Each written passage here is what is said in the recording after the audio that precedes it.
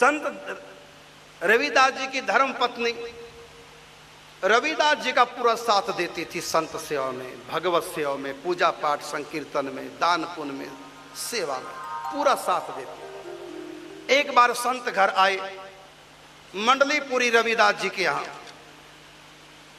रविदास जी बड़े प्रसन्न, घर में कुछ नहीं, ठन ठन गोपाल। संतों की सेवा के लिए घर में कुछ नहीं, हर रोज कमाते थे, हर रोज पकाते थे, ठाकुर जी को भोग लगा के हर रोज पाते थे।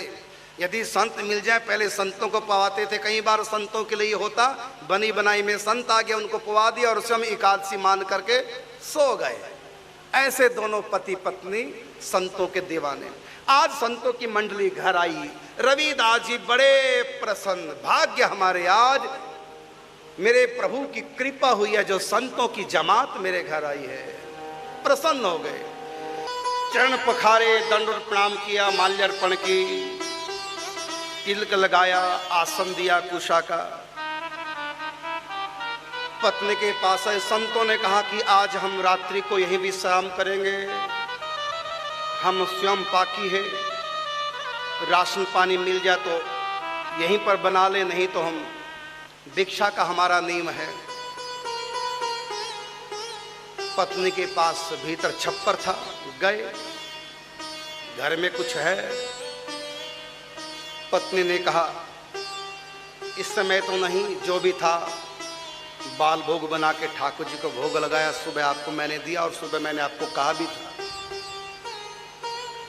अब क्या होगा? चिंता में पड़ गए। आज तक मेरे घर से कभी कोई संत निराश नहीं लौटा, दुखी हो गए। पति के दुख को देख करके पत्नी ने कहा, नाम था प्रभुता देवी, प्रभुता ने कहा कि आप चिंता मत कीजिए, व्यवस्था मैं कर देती हूं। कैसे? बस आप थोड़ा समय दीजिए, सत्संग कथा में थोड़ा समय लगाओ, तब तक मैं व्यवस्था करती हूं। छप्पर के पीछे, दीवार के पीछे दूसरी गली से घूमकर सास का घर था, सास के पास गई, बोली माँ जी क्या हुआ बेटी? मुझको कहीं जाना है इनके साथ, आपके बेटे के साथ। वो कहता जल्दी तैयार हो, अब मेरे पास है नहीं गले का हार, आप अपनी हमेल दे दो, गले का हार हमेल दे दो, और मैं जब आऊंगी कार्यक्रम से तो आपको लौटा दूंगा। हाँ बेटी ले जा। घर गई, पेटी खोली, अपना गले का सुंदर हार और दिया, जा बहू जल्दी जा, बेटा वेट कर रहा होगा। अब जल्दी गई, चूने में छुपा करके पति के हाथ में देखी, बोली बेचाओ, जल्दी से आटा सीधा सामान ले आओ। तब तक मैं संतों की सेवा करती रहूंगी, आपस में हरि चर्चा कीर्तन कर रहे हैं, मैं पंखे से सेवा करती रहूंगी और आप चुपके से पतली सी गली से आ जाओ सामान लेके, और मैं फिर तैयारी कर दूंगी। गए, हमेल हार को बेच दिया, पैसे ले आए, उससे आटा सीधा सामान था वो ले आए और संतों की व्यवस्था कर दी। संतों की व्यवस्था की, भोजन प्रसाद पाके आराम किया। संध्या का समय और आई सास, बहू तो गई नहीं? कहा नहीं, बस नहीं गई। फिर मेरा हमेला, अब वो सच्ची बात बता दी कि माँ जी ऐसी बात है, तो गुस्सा कर गई, चुटिया पकड़ ली, खींच कर घर ले आई। तूने अपना हमेल बेच के बाबों को, मोड़ों को खिला दिया, मेरा भी बेच डाला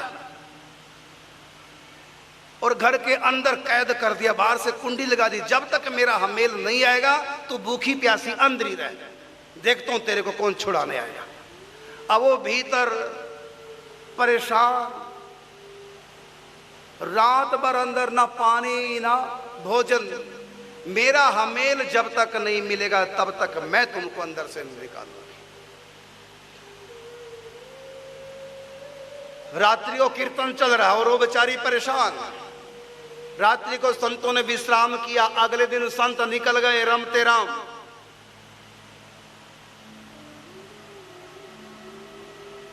अब ये भगवान से प्रार्थना करें इधर रविदास जी भगवान से प्रार्थना करें। जब रविदास जी को पता लगा मेरी पत्नी को मेरी मां ने कैद कर दिया, वो भी प्रार्थना करें। तो इतने में सास ने द्वार खोल दिया, हाथ में हमेल सास के, वही हमेल हाथ में। देखा ना, मैं भी पक्की रही, जब तक हमेल नहीं, अब हमेल आ गया, द्वार जागा। आपके पास हमेल कैसे है? तो बोली रवि ने दिया, रविदास जी। तो सोचा कि ये हमेल छुड़ा के ले आए, इनके पास पैसा कहां से है। निकल करके घूम करके जब छप्पर में गई, पतिदेव से बोली आती, आपके पास कहां से पैसा आ गया एक रात में जो आप हमेल को छुड़ा लाए।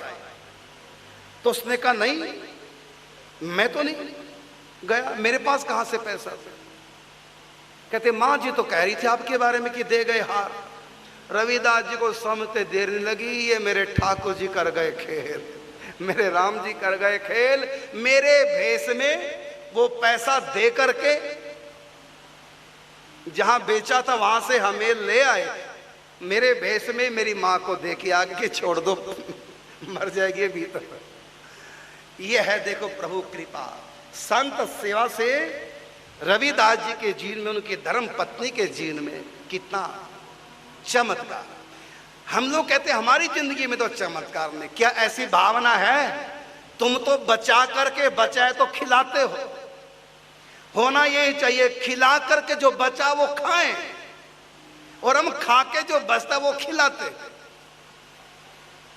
भंडारा इतने लोगों का फालतू, कोई आगे भिखारी क्या कहेंगे, बाद में आना भी। अभी हमारे जो निमंत्रण दिया वो लोग आ रहे हैं, जब बच जाएगा तो बुला लेंगे। खिलाकर जो बचे वो अमृत है, और खाकर जो बचे वो झूठन है, विष है। खिलाकर जो बचे वो अमृत है, और खाकर जो बचे वो झूठन है, विष है। किसी को देना नहीं, वो केवल कुत्ता ही खाता है झूठ। हम यही करते ना,